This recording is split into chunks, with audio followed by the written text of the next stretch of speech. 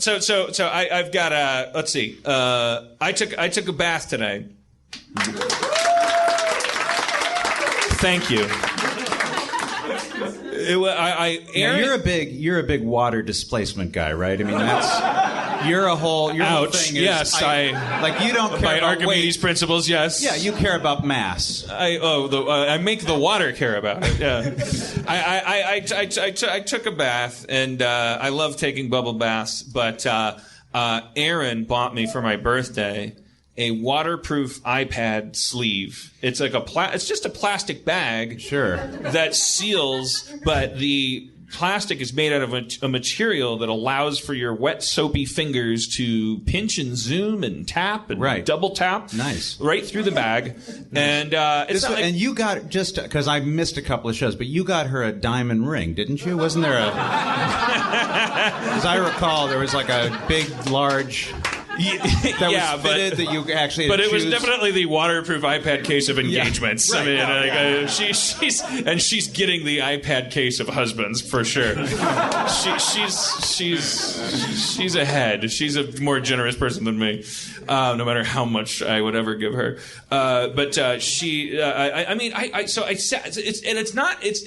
not like a thing. You don't submerge it. It's not like hey, submerge it. There's not like a picture on the cover of like an Asian girl in a pool like with goggles, like smiling with like a picture of a fish on the iPad under the water, right? And with a burst that says like try submerging it. It also doesn't say don't submerge it, but I assume you shouldn't just like hold it under and tempt fate. But the big difference is if this is a thing that you put on your iPad, if you dropped it, it definitely, and you just grab it and fish it out, it's going to be fine. And that makes the world of difference. So like, here's the thing about my life.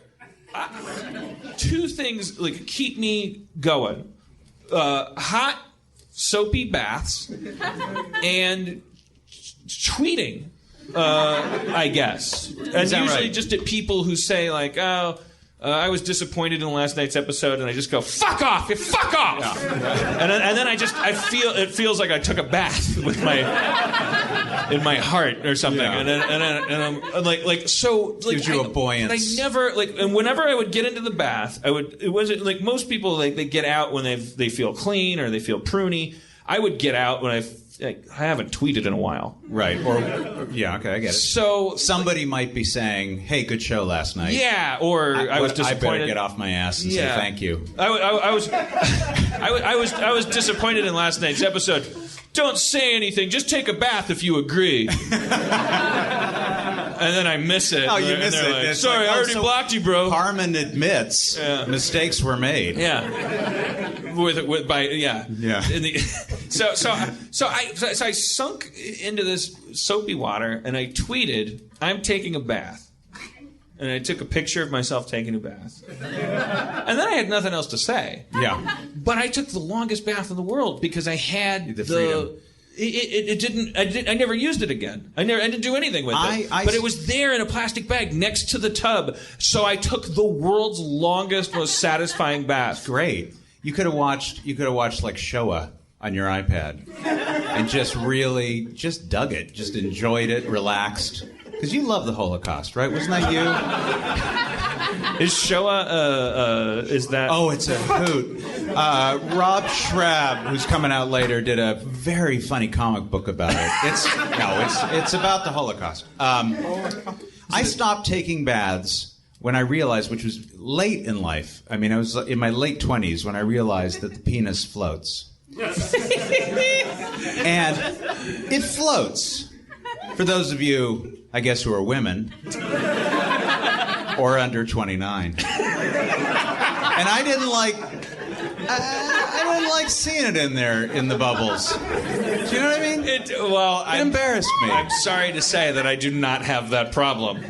My balls float. Your penis doesn't float. My penis, as I've said on this podcast, is it's very. I'm proud of it. It's a very. I've heard great things. If there was no such thing as this whole mythology of like size and stuff, yeah, that's bullshit. Apparatus-wise, it's very functional. Great. It's like I would look at it as Darwin, I would go like, this is a very fit specimen, because that thing, when it's not needed, doom, it's like, boom, it's gone. And that I think in a world of saber-toothed tigers is like, that's valuable. I would look at that as like, I'm impressed by that. But this guy's like Inspector Gadget. I'll tell you what's not impressive are the balls, because if you think of mine are giant and they're unwieldy but go on, please. Well, I think they're all unwieldy. I mean, I think that's the nature of the ball.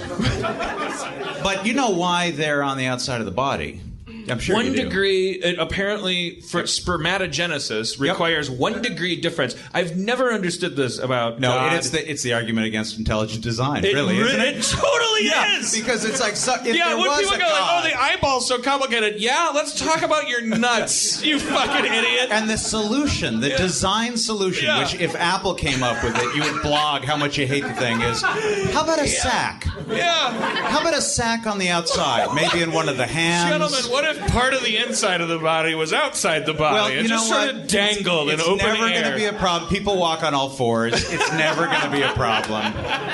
It's that protected. Is so beautiful. Yes, and I mean, I've always, because they always explain that in health class. They go like, well, you need 1 degree cooler than body temperature to make sperm. You can't figure out a solution to this inside my body. Here's your new Jaguar. As you can see, it's a convertible. Yeah. It's got that nice little grill. And then this is sort of a floppy sack full of gasoline. Make sure not to hit anything against that. The answer is that absolutely you could figure out a solution. You could figure out a solution if you were Steve Jobs, and God is not Steve Jobs. Exactly. I'm not saying he's not as smart. I'm saying he gives way less of a shit about design, about customer satisfaction. He we got mad at Steve Jobs when he said, "Then don't hold it that way." When the antenna was on the outside for the first time, and like God doesn't answer your emails. No, how's that for a start? Yeah, when you get a human body, it's not always set to Cupertino time. You know what I mean? Like it's not that kind of. It's a horrible. I mean, even under the armpit would make more sense. Yeah, you know what I mean? Kind of keep your arm down, or just there's got to be a chemical way. We've learned, even as humans, with our short time with intelligence, we've learned how to design things that chemically could be 1 degree lower or higher in temperature. We've done great. I have toe warmers in my boots. Yeah. Not right now. Yeah. But. Well, maybe that's it. Maybe they're just waiting for us to discover we need a testicle cooler, because they do retract again if you're under a certain age or you're a woman. Oh, I mean, here's they're always moving. They get around. If you ever just lay, if you ever have a healthy relationship enough where you're just laying on your bed naked and in your full shamu glory and just air drying after a shower or something, and you bother to look down at your balls, the first thing you'd think would be like, I'm never going to get a woman. Yeah. If I did, she would be so disgusting to like. The surface of your scrotum. Yeah. Continually shifts and moves like a river of magma, like some kind of weird psychedelic. It's incredibly self-conscious. It's hanging out there. There's nerve endings in your balls, to be sure, but there's nothing to. It's only visual. When you look down at it, you have to see it. You have to catch it in the act. Yeah. Shifting and pulsing and adjusting to what? To nothing that has to do with me. Yeah. Like, doesn't care if Community was good last night. Like, it has no reaction to anything. Just staying ready. Just moving around. Staying ready. I guess based on making that one temperature. Yeah, and kind of getting ready for sex and kind of thinking like, hey, let's not let these guys get too productive. Right. Let's distract them. I have to imagine that pants that they raise the temperature of your balls by at least a degree. That's interesting. Thank you for pretending that's the case. The problem is it's these universities, they just don't give up the research money for. You got to sound so smart, and they don't. I remember reading that our sperm count had dropped since the days of World War II. Our sperm count. Well, what has dropped is our testosterone. Oh, really? I think it's just because we're nervous, but. No, it has. I talked to a doctor recently who did a whole blood panel, and he said, in my generation it would have been like 1,200, and if it dipped below 1,200, I would really feel like weeping all the time. Your generation, he said, you want to be around 800. And he said, young people today, it's like 400. Wait, what? That's what this nut told me. Can't say his name. He was kind of an interesting dude. But apparently there is a worldwide trend. And we know this is happening in Asia, right? They're having a lot less sex. Huh. Yeah. Really? Yeah, this could be it.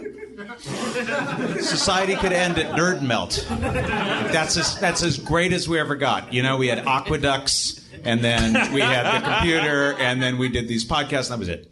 I hadn't heard that, but I remember becoming terrified in biology class. A biology teacher explained. He said, populations of mammals, as they outgrow their food supply, they radically change in behavior. If you have a relatively closed-off warehouse full of rats and a certain amount of food in that warehouse, the rats will hit a point where they're conscious as a species, or that localized population, of the amount of food that's left. And they will spontaneously engage in self-mutilation and murder and all kinds of very familiar sounding behaviors to us, right, and not to rats. And I just remember hearing that, and he didn't even bother to say, so think about it. I don't think he was just pointing that out about mammals, and I was like, holy shit, that's what we're doing. I mean, this is the guy you strangled, right? Because you had to stay there during the snow or something. No, it's a problem. We had 6 billion 20 years ago. Now we got 9 billion. There's going to be, I don't want to bum you guys out.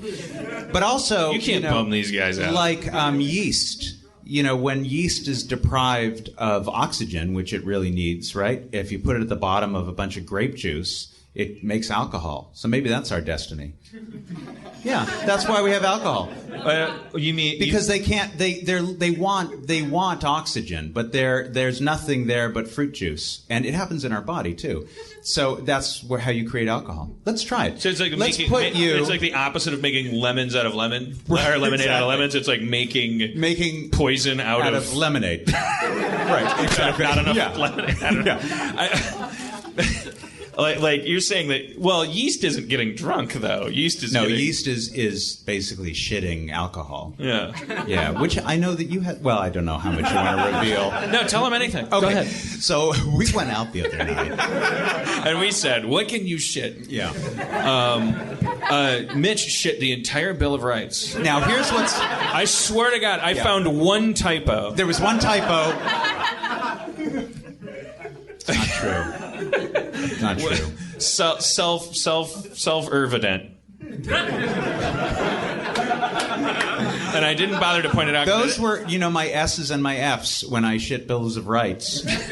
I do it the way they did it. The precedent shall have.